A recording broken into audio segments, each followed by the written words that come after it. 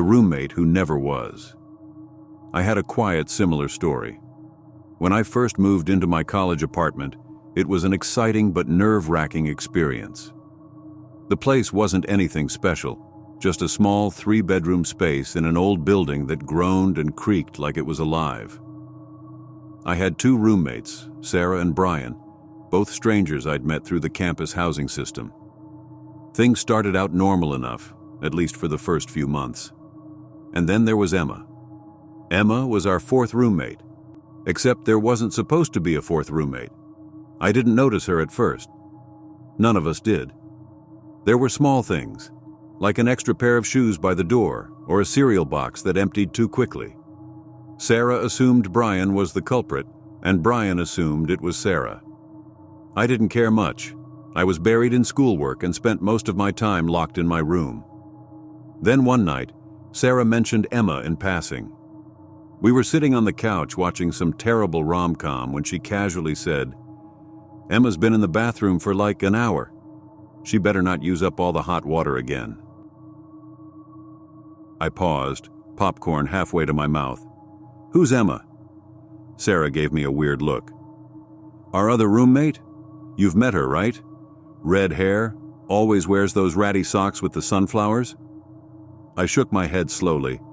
"We only have 3 bedrooms. It's just the 3 of us."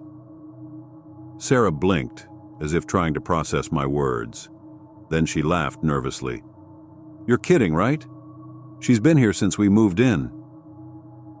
I didn't press it that night, but something about the conversation left a knot in my stomach. The next morning I asked Brian about Emma. He just shrugged. "Yeah, she's all right. Quiet. Always in and out of the kitchen, though. She must love tea or something. There are mugs everywhere." The mugs. I had noticed mugs all over the apartment.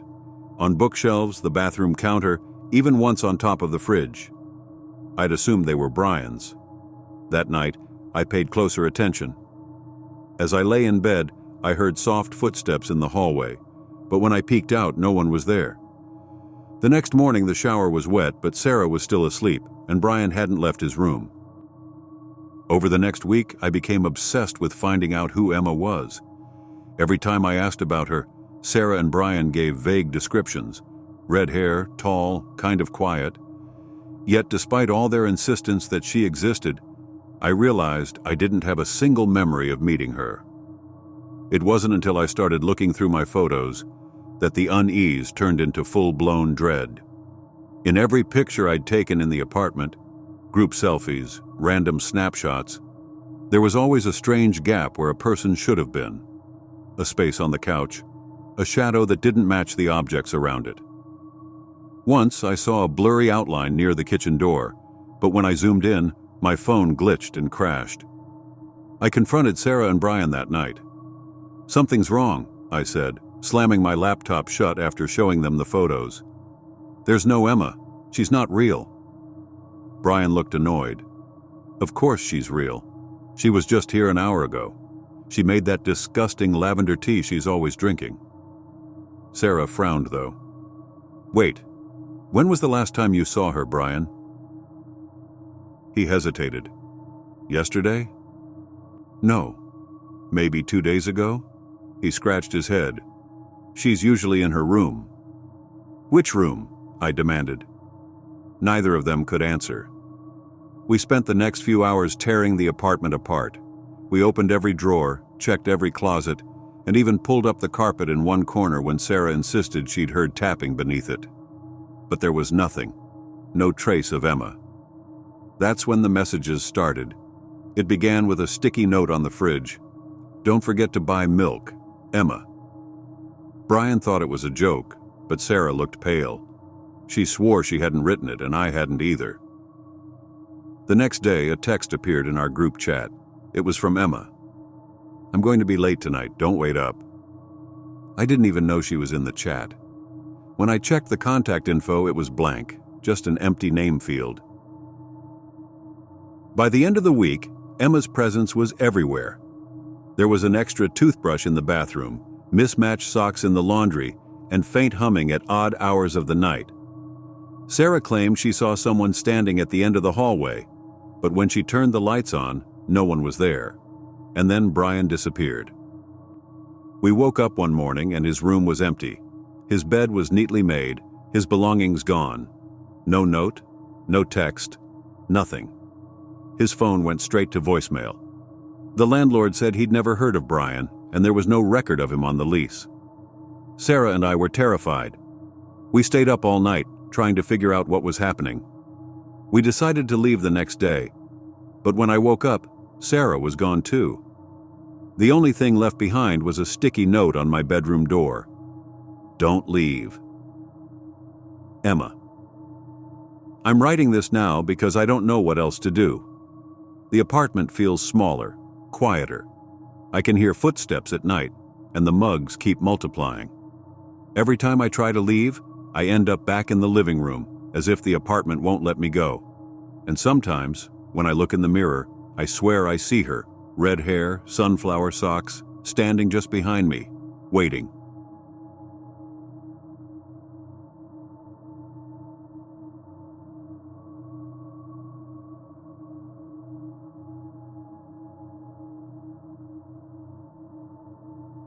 I went cave diving with a friend. I think he's dead. My name's Quentin.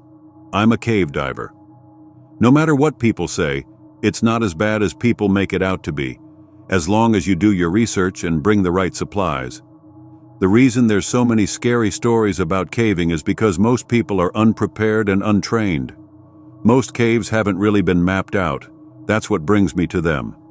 I want to be the Christopher Columbus of the caving world, without all the colonization and taking land that's not mine. Long story short, my buddy Jake found a cave, unmapped and untouched.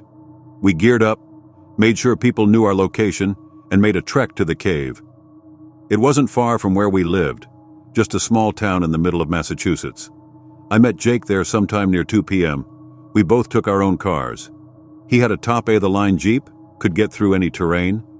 I had a beat-up Camry. Hey Jay, you ready? Am I ready? I was born ready. Yeah, okay. I chuckled a bit. Jake has been a good friend of mine since high school. I met him at the McDonald's I worked at. I'm assuming you packed everything like normal? He gave me a weird look. The gear, the safety gear. I didn't want to get so angry, but I called off work for today and I'm not missing more time when it's going to rain later tonight. Oh, yeah, no, I got the gear, don't worry. He gave me one of those awkward smiles in an attempt to reassure me.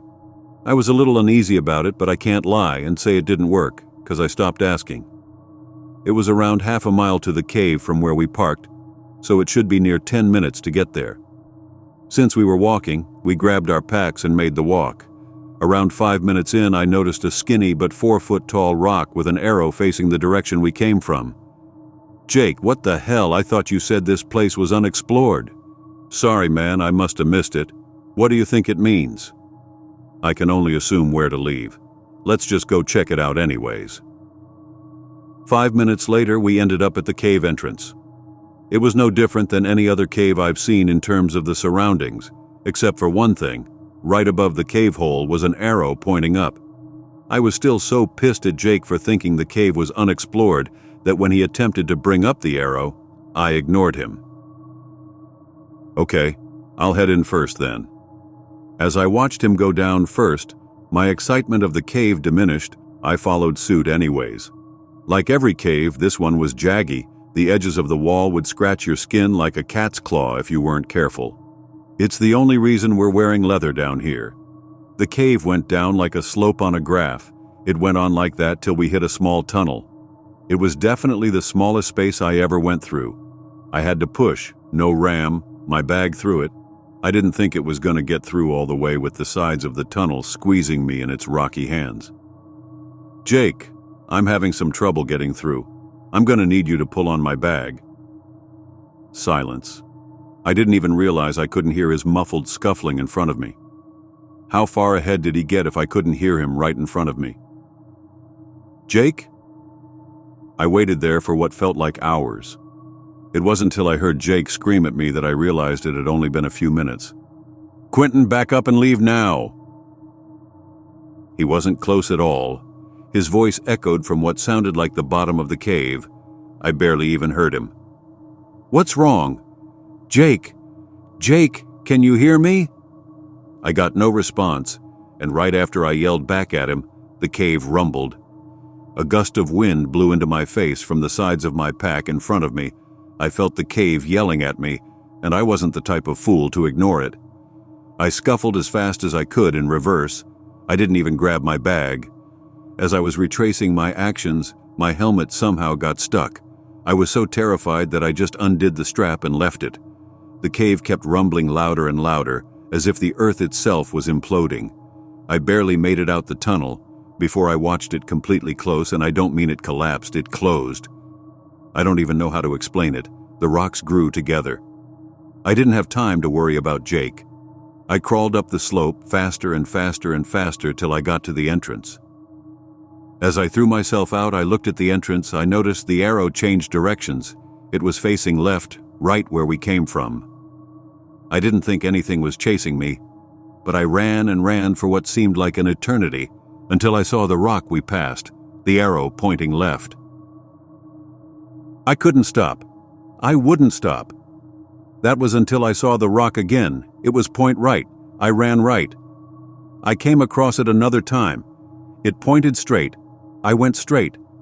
Then I saw the cave, and the arrow pointed down. I blinked and realized I never left the tunnel, let alone the cave. But I got out of the cave again, and I followed the arrows again. I'm stuck here. If you're reading this, then my message got out of this loop I'm in, and means there's a connection between here and the real world. If you're reading this, if you're...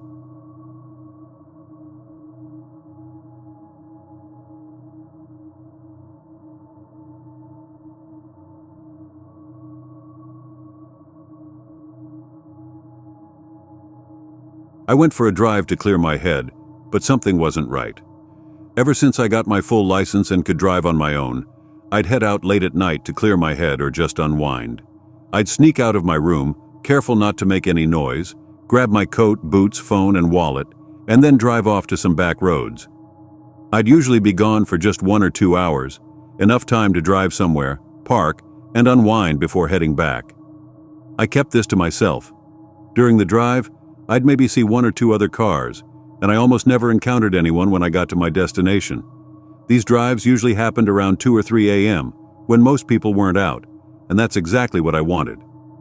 Anyways, I'm writing this after getting home from one of those drives, and I'm hoping someone here can help me make sense of it, or at least tell me if I'm going crazy. It was the same as any other night. I got out of bed, threw on some clothes, grabbed my coat, boots, keys, wallet, and phone, just like always, and stepped out into the snowy night. I walked over to my car, unlocked it, started the engine, and waited for it to warm up before heading out. While I waited, I rubbed my hands together, trying to keep warm. I always felt a little vulnerable, just sitting there in the car, waiting for it to heat up. So I kept glancing around, checking to see if my parents had noticed, or if anyone was walking around, even though it was late. But like every other night, there was no one around. No one to see me start up the car. And once I pulled out of the driveway, it was the same. Still no one around. I drove out of the neighborhood and onto the main road. After a while, I turned off and made my way down the back roads. The pavement grew more uneven, the houses spaced farther apart, until they were almost entirely replaced by forest. I lived in the countryside, so it didn't take long to get away from society. I was driving down a road I'd been on plenty of times before. As I approached a bend, I noticed what looked like another set of headlights through the trees. Nothing unusual. I'd see cars every now and then. But when I rounded the bend, there was no one there. There weren't any turnoffs on the road, so I figured it must have been my headlights reflecting off something in the woods. But as I kept driving, the feeling of unease started to creep in. It felt like I kept seeing more headlights, vanishing in and out of sight, like they were just out of reach. I told myself it was nothing, just a trick of the light, or maybe cars parked off to the side, turning off their headlights before I could spot them. It was pretty dark out, and unless something was right in front of me or had its own light, it was hard to see anything. A few miles later, I parked at my usual spot. I sat there for a minute, trying to shake off the feeling. It was just weird reflections, nothing to worry about. I sat in the car for a moment, trying to shake off the unease. I'd been out here enough times to know that in the silent darkness, your mind can play tricks on you. Something about trying to stimulate itself when there's nothing else to focus on. Still, something about tonight felt different. The headlights seemed too real to be just tricks, but they had to be. I couldn't think of any logical reason for what I was seeing. After a few minutes, I decided to get out. The cold air hit me as I opened the door, biting at my skin. The silence was suffocating, and I immediately regretted leaving the warmth of the car. The snow crunched under my boots as I paced around, trying to shake off the feeling that I wasn't alone. Tonight felt different. I'd never felt this uneasy before. I laughed a little at myself, trying to brush it off. There was nothing around, just trees, snow, and the quiet whisper of the wind. I looked back at the car, my thoughts lingering on the road and those headlights. My eyes automatically scanned the trees around me, expecting to see some movement. But there was nothing. No cars, no lights, just the same endless dark. After taking a few deep breaths of the cool night air, I went back to the car, planning to head home. I got back into the driver's seat and checked all my mirrors. In the rear view, there was a set of unmistakable headlights. They had to be real. There was nothing else. I stared at them, not taking my eyes off the reflection as they grew closer. Eventually, the car passed by me. I glanced over at it as it went by. A blue truck, a middle-aged man wearing a high-vis jacket. As he passed, he briefly looked in my direction, and something about his gaze felt off. I can't quite describe it, but if you've ever seen those uncanny valley videos online, you'll know what I mean. He looked human, but there was something about him that made him feel not human. I couldn't ignore it anymore. The vanishing headlights, the constant unease, and now this guy in the truck. I put my car in drive and started heading home, but it felt like I was being followed. I saw more headlights ahead, which usually brought me a sense of relief on most nights, but tonight, they only scared me. Each time I got close enough, they would vanish. I glanced in my mirrors, and there they were again. More lights. With each pair of headlights, I saw my panic grew. Eventually, my dashboard lights turned off, and my headlights dimmed before shutting off completely. My battery had died. I managed to pull over to the side of the road, but there I was, alone in the middle of the woods, with my car dead, and my anxiety spiraling out of control. I couldn't shake the feeling that something was wrong, and my paranoia only grew with the silence surrounding me. I zipped up my coat, put on my gloves and hat, and looked under the hood, using my phone's flashlight to see. But I knew it was hopeless. I knew nothing about cars. The most I could do was fix a flat tire, and recharging a battery was out of my league. I closed the hood and checked for service, and as expected, no bars. I stood outside my car, now hoping to see headlights. I saw a few, but like before, they appeared and then vanished. This happened a few times, and then I noticed it, the silence. It was too quiet. It was always quiet out here, but there was usually something. Birds, owls, something scurrying in the brush. But tonight, nothing. It was dead quiet. Not even the wind was making noise. No wildlife sounds. The leaves swayed, but the forest was eerily still. It wasn't until I saw headlights again that the silence was broken. I could tell these lights were different because they were accompanied by the hum of an engine. I got up and waved my arms, and the truck stopped. A big guy stepped out. I explained my situation, saying I thought my battery had died. He popped the hood, using his phone to illuminate it, and said, "Yeah, looks that way, bud. I've got some jumper cables in my truck. I can fix you up, and you'll be on your way." I thanked him profusely. Not only had this man stopped to help, but he didn't seem like some creature, like the guy in the other truck. After a bit, he had my battery charged up with the jumper cables, whatever those were, and I didn't really understand the mechanics, but I knew my car was fixed, and I could finally go home. As he finished up, I thanked him again, and he gave me a nod before getting back into his truck. As he started the engine and began to pull away, he glanced over at me one last time. His eyes lingered a little too long, just a bit too steady. Then, as if realizing he was staring, he quickly turned his gaze back to the road.